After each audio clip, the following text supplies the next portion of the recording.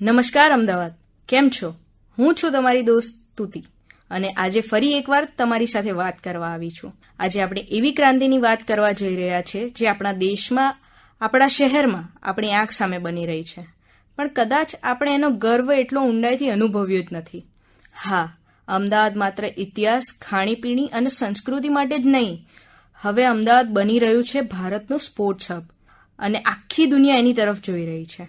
કલ્પના કરો, વિશ્વનું સૌથી મોટું cricket stadium, Narendra Modi stadium, જે 1,32,000થી વધુ પ્રેક્ષકો એક સાથે બેસે છે. આઈપીએલના ફાઇનલ હોય કે વર્લ્ડ કપના મહામેચ, જ્યારે દુનિયાની નજર એક જ શહેર પર હોય છે, એ શહેર છે આપણું શહેર અમદાવાદ.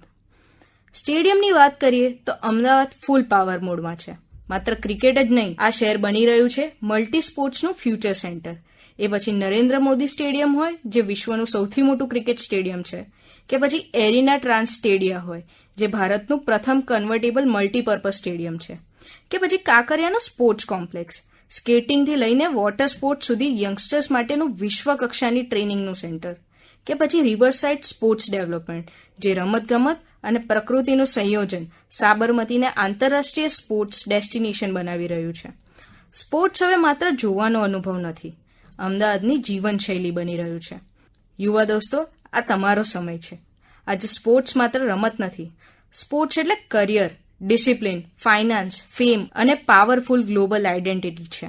અમદાવાદ એવા અવસર, એવી તકો ઊભી કરી રહ્યું છે જ્યાં ખેલાડી જ નહીં, પરંતુ દરેક યુવાનોને સ્પોર્ટ્સ ઇન્ડસ્ટ્રીમાં પોતાનું ફ્યુચર બનાવવાની તક મળી રહી છે. અમદાવાદ હવે માત્ર પ્લેયર નથી બનાવતું, ઇટ્સ ક્રિએટિંગ સ્પોર્ટ્સ પ્રોફેશનલ્સ. અહીં દરેક યંગસ્ટર માટે કોઈક ને કોઈક રોલ તો છે જ.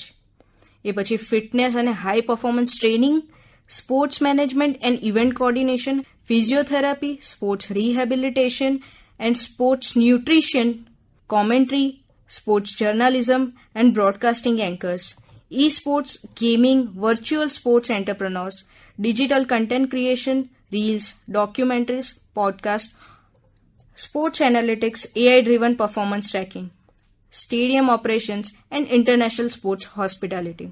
શું તમને ખબર છે, માત્ર દેશ નહીં, વિશ્વના નકશા પર હવે અમદાવાદ બોલ્ડ લેટર્સમાં લખાઈ રહ્યું છે. ઓલિમ્પિક્સ 2036 માટે ભારત જે પ્રપોઝલ લઈને આગળ વધી રહ્યું છે, એનું કેન્દ્રબિંદુ, એનું દિલ, એનું ડેસ્ટિનેશન બની શકે છે આપણું અમદાવાદ. અહીં થઈ રહ્યો છે એવા કાર્યક્રમો જે દુનિયાને બતાવે છે આ શહેર ફક્ત તૈયાર નથી, આ શહેર નેતૃત્વ કરવા આવ્યું છે. એશિયન ગેમ્સની તૈયારી, જેના માટે મલ્ટી સ્પોર્ટ્સ ઇન્ફ્રાસ્ટ્રક્ચર તૈયાર કરવામાં આવે છે. ચેસ ઓલિમ્પિયાડ્સ, જેમાં વિશ્વના સૌથી પ્રભાવશાળી દિમાગોને આમંત્રણ આપવામાં આવ્યું છે. ઈ સ્પોર્ટ્સ ટુર્નામેન્ટ્સ, જેમાં ડિજિટલ એથ્લીટ્સ અને ગેમર્સ માટે ફ્યુચર રેડી પ્લેટફોર્મ્સ બનાવવામાં આવ્યા છે. આઇકોનિક નાઇટ મેરેથોન, જે રાત માત્ર સૂવા માટે નથી, દોડવા માટે પણ છે. વિશ્વની સૌથી મોટી ગેમ્સ હવે દિલ્હી કે મુંબઈમાં નહીં, આપણા અમદાવાદમાં રમાઈ રહી છે. વિશ્વના શ્રેષ્ઠ ખેલાડી, આંતરરાષ્ટ્રીય મીડિયા અને ગ્લોબલ સ્પોર્ટ્સ ઇન્ફ્લુએન્સર હવે બોલી રહ્યા છે, if you want to see the future of Indian sports, go to Ahmedabad. હવે અમદાવાદ માત્ર સ્પેક્ટેટર નથી, Ahmedabad trend setter, game planar અને ગેમ ચેન્જર છે. એક સમય હતો જ્યારે લોકો માત્ર મશીનો, માર્કેટ અને વેપાર માટે અમદાવાદ આવતા. આજે લોકો અમદાવાદ આવે છે મેડલ જીતવાના સપના લઈને, રાષ્ટ્રીય ગૌરવ બનવા માટે. આ હવે માત્ર વિકાસ નથી, આ છે ઇતિહાસ બદલતી ગાંધીનગરની જ્યોત અને destiny in action powered by Ahmedabad. Sports આપણને શીખવે છે, પરિશ્રમ એટલે પ્રાર્થના, મેદાન એટલે મંદિર અને ભારતનો તિરંગો એટલે ગૌરવનો શ્વાસ. અમદાવાદ એ રમતને માત્ર એક્ટિવિટી તરીકે નહીં, પણ સ્વપરિવર્તન, રાષ્ટ્ર નિર્માણ અને વૈશ્વિક નેતૃત્વના માર્ગ તરીકે જોઈ રહ્યો છે.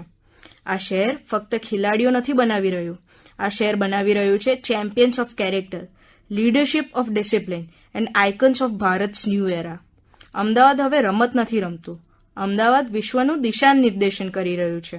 અને મિત્રો, એ ભવિષ્યમાં ભારત જીતે એ તો નક્કી જ છે. તો મારા યુવા મિત્રો, યાદ રાખજો, આ સમય માત્ર હિસ્ટ્રી જોવાનો નથી, આ સમય હિસ્ટ્રી બનાવવાનો છે. શીખો, રમો, અલગ વિચારો, ઊંડે ઉડો. કારણ કે ભારતનો આગલો સ્પોર્ટ્સ આઇકન, આગામી વર્લ્ડ ચેમ્પિયન કદાચ આપણામાં જ ક્યાંક બેઠા છે. અને એ સફર શરૂ થાય છે આપણી અમદાવાદની ધરતી પરથી. આ માત્ર સ્ટેડિયમ નથી, આ તો આપણી શાન છે.